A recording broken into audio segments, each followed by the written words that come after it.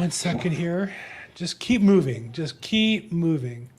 Okay, and hey, we're live.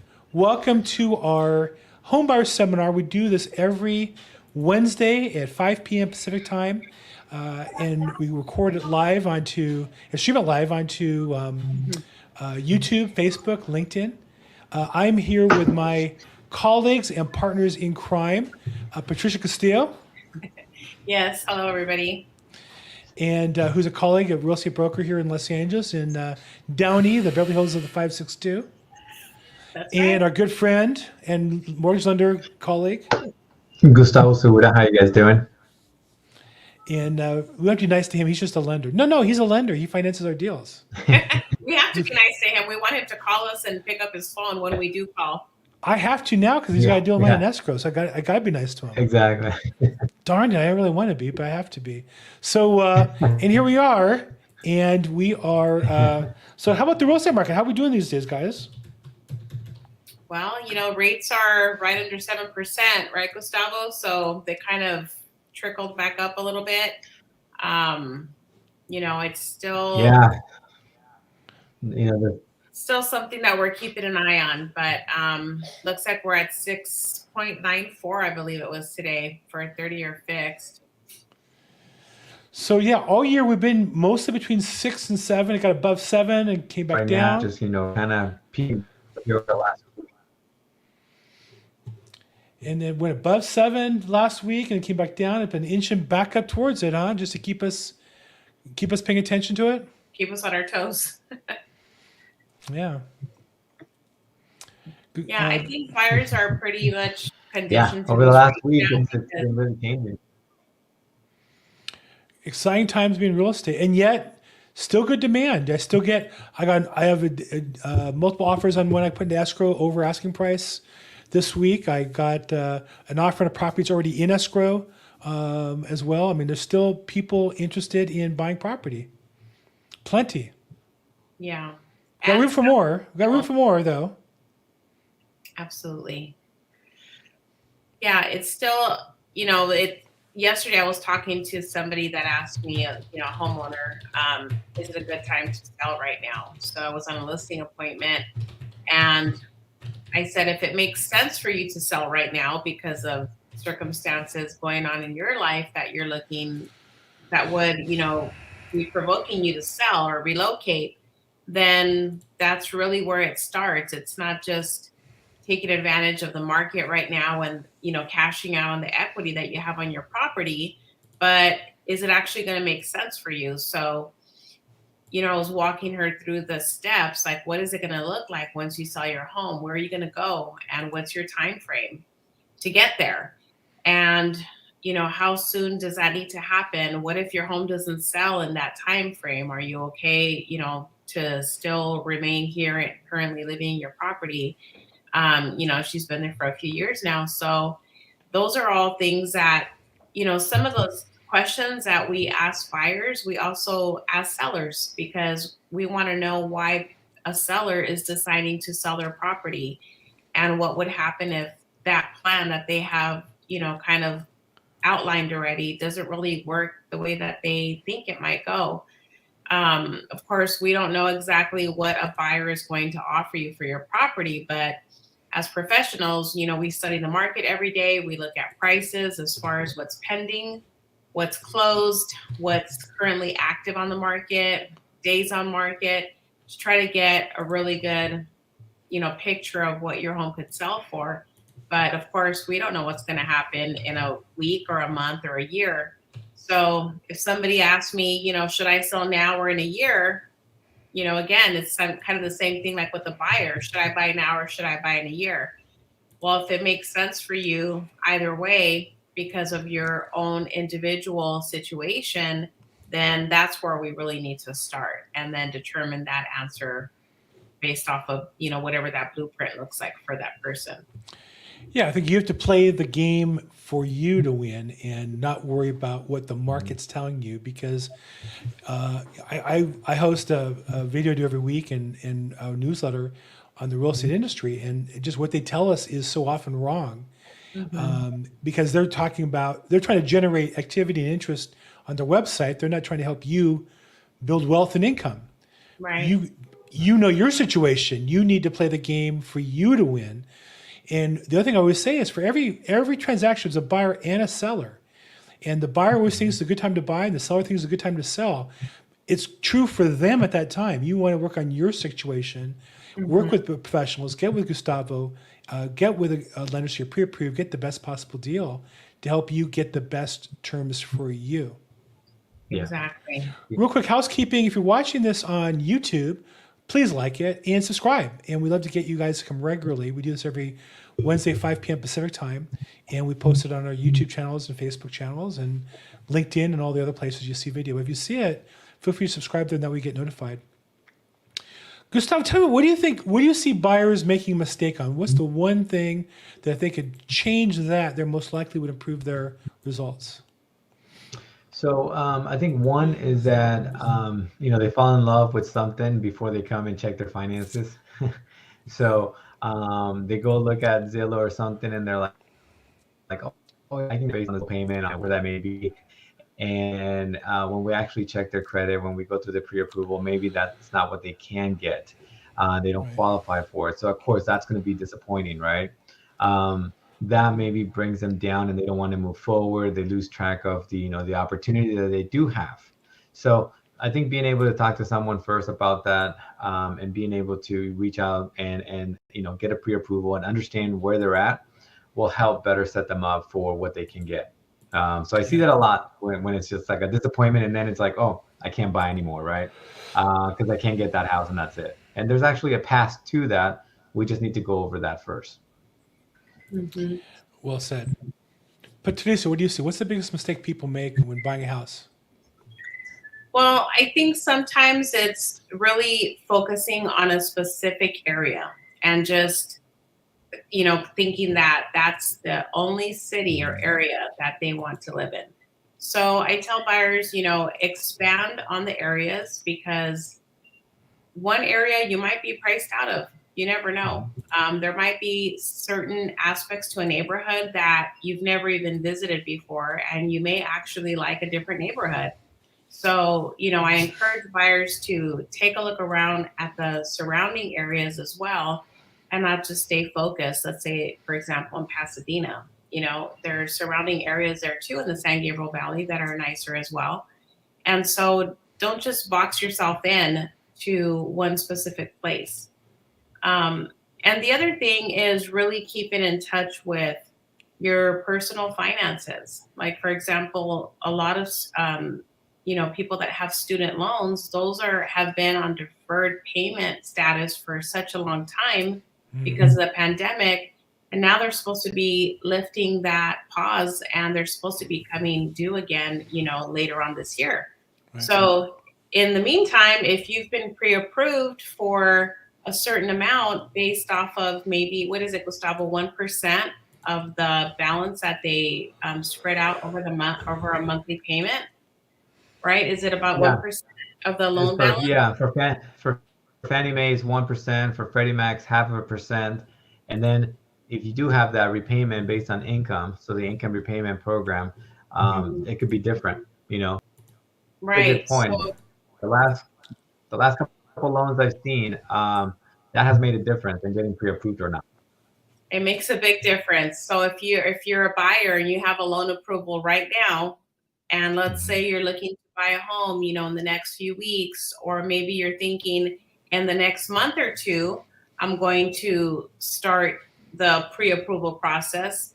Well, by then things are going to have changed possibly, and your purchasing power may be decreased based off of those student loans that are now going to be, lifted off of that pause for the payment. So you just want to double check and always stay up to date with what's going on with your own personal finances. And of course, stay in touch with us and with Gustavo so that we can make sure that you're still on that right path. We don't want to be looking at homes for, let's say, $550, and now your school loans are back in process and active payment status, and now you've been reduced maybe, a few thousand, several thousand.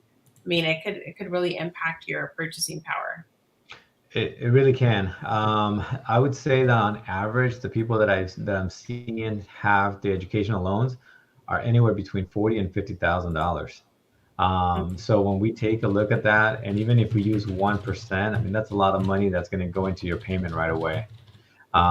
So definitely that's something that has been coming up more and more and more. I see they think, oh, I got a zero payment on my credit report, or I got a deferred payment. I don't need to do this. And yes, that may be like you said for right now. And even some loan programs, they don't accept that. Freddie Mac wants you to still use 0.5%, no matter what your credit report says, even if it's a zero. They want you to use Mhm.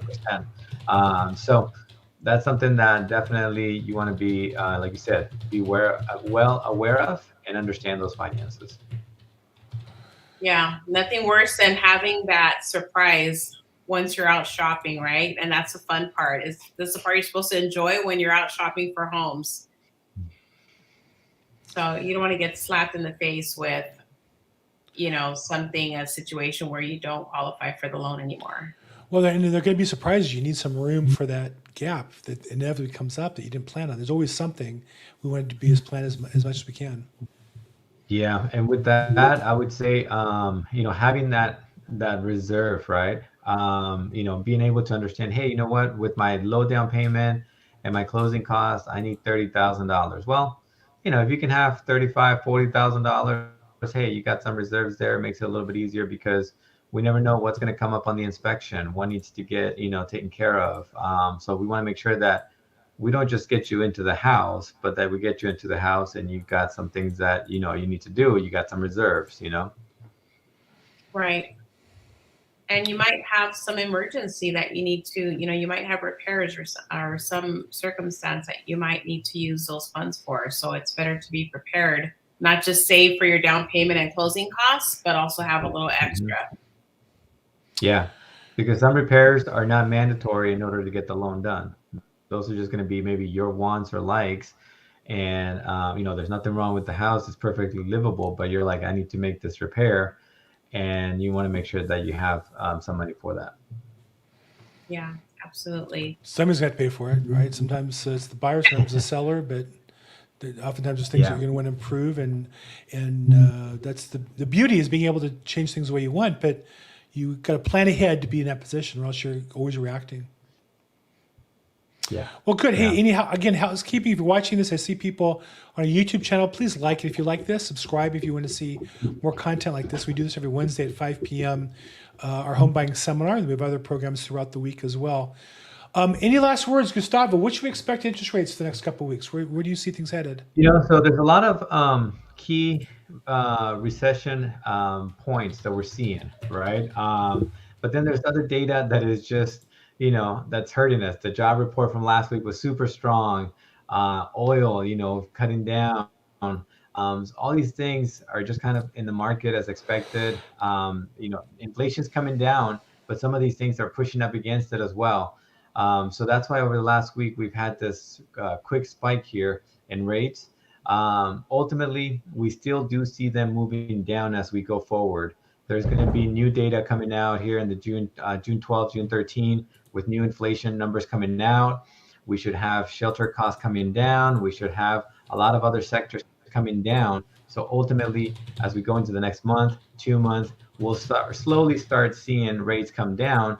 But there are other parts of the economy that is just keeping those mortgage rates up high. The bank issues that are happening, inflation, and other countries raising their rates as well. So the market reacts very much globally. So stay to the course. If you're pre-approved, you're pre-qualified, and you're still shopping out there, keep moving forward. There's great deals, there's great opportunities. As the rates come down, we know there's going to be a lot more competition. Yeah. And for those of you watching, feel free to ask questions here as we wrap up. If you put something in the comment box on either the YouTube or Facebook while it's live, we'll see that and answer it. If you send the recording as well, we'll come back and catch up with you on that. Patricia, what do you see happening in the market here the next couple of weeks?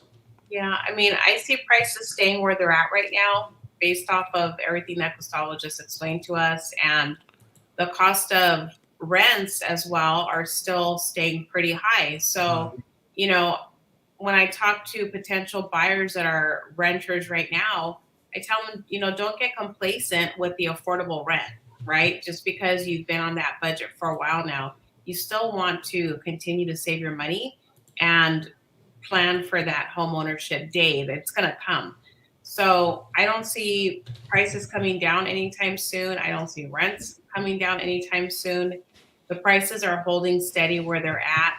We're still in a low inventory market, just like we've been this whole year. And, it's something where, like we've always said on this call, if it makes sense for you to buy right now and you can afford the payment, now's the time to buy then, and we can help you through that process. So that's my, what I see in the market nearby. I mean, the near future is pretty much what we've seen the last 5 months that we've been, in the same market with interest rates kind of holding the same bandwidth where they're at. And the demand is still there. People need a place to live, and people are out looking for homes and trying to get qualified, and even looking at like a multi-generational situation where maybe two families are coming in and using their credit and their income to make that application stronger. So, I encourage buyers, do what you have to do to get into the property. Later on, when the rates come down, you can refinance and leverage your equity at that time.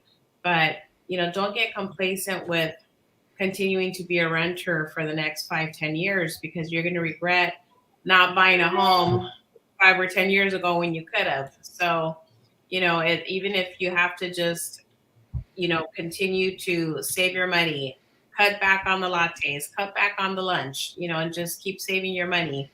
It makes a big difference at the end of the month when you really start being disciplined and you're really determined to save money. You can do it. It just, it's a small sacrifice, but it's a big return at the end. Yeah, I agree.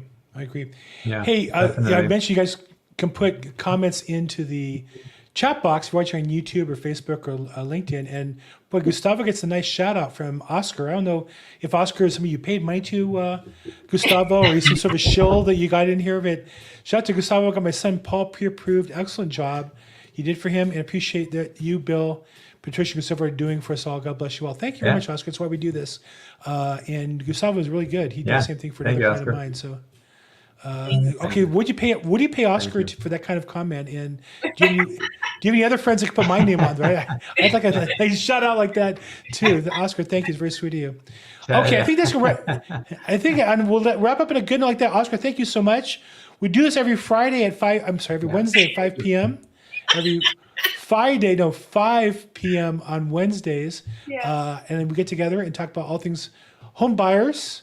Love to help you guys get your next house. Love to give you some advice, introduce you to Gustavo if you met him, or me or Patricia if we can help you. Call us, text us, email us. Thank you. Our phone numbers are there in the chat box there. And any last words, Patricia, before we go? Well, thank you everybody for watching. Thank you, Oscar, for the nice comment. And we hope to see you guys all next week. Fantastic. Thanks, Gustavo. Patricia, we'll see you guys soon. Yeah. All the best. Thank you, guys. Bye-bye. Thank you, Oscar. Thank you. We got another one from Ty Bullard. Look at that one before we go. Very informative. You are welcome, Ty. Thank you for jumping in. Okay, we're off.